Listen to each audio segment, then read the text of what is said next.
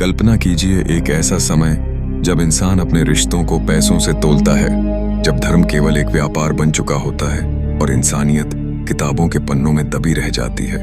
यही समय है कलयुग का, एक ऐसा युग जो शुरू तो हजारों साल पहले हुआ, लेकिन अब अपने अंतिम दौर की ओर बढ़ रहा है।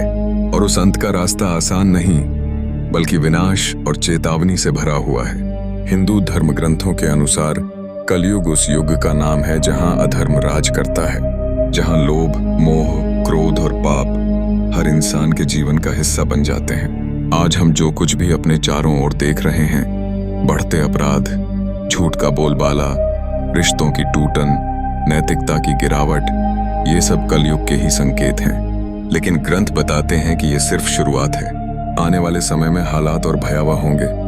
मनुष्य की उम्र कम हो जाएगी, वह बीमारियों से घिरा रहेगा, जीवन का मूल्य सिर्फ लाभ और स्वार्थ में सिमट जाएगा, धर्म सिर्फ नाम का रह जाएगा और सत्य बोलने वाला अकेला रह जाएगा।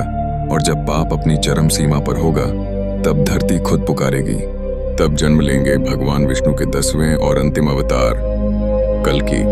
वो एक सामान्य ब्राह्मण परिवार में जन्म लेंगे, लेकिन उनके कर्म असाधारण होंगे। वे एक सफेद घोड़े पर सवार होकर आएंगे, उनके हाथ में होगी तेजस्वी तलवार जो अधर्मियों का नाश करेगी। वे उस संसार को साफ करेंगे जिसे इंसानों ने खुद ही गंदा कर दिया है।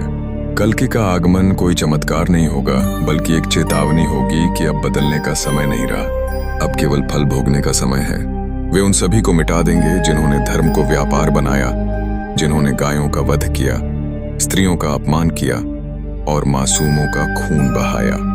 इस युद्ध में न राजा बचेगा न रंक, केवल वे ही बचेंगे जो सत्य के मार्ग पर हैं। इस महासंहार के बाद प्रकृति भी खुद को शुद्ध करेगी। समुद्र अपने किनारों को तोड़ देंगे, पृथ्वी कांपेगी, आग, जल, वायु, हर तत्व गवाह बनेंगे एक नए युग के जन्म के।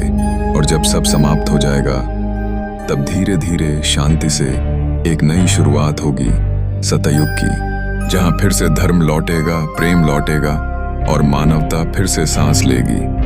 लेकिन ये सब कब होगा? क्या हम देख पाएंगे? शायद नहीं। लेकिन सवाल ये नहीं है कि कलयुग का अंत कब होगा। असली सवाल ये है कि जब वो समय आएगा, तब क्या हम उसके लिए तैयार होंगे?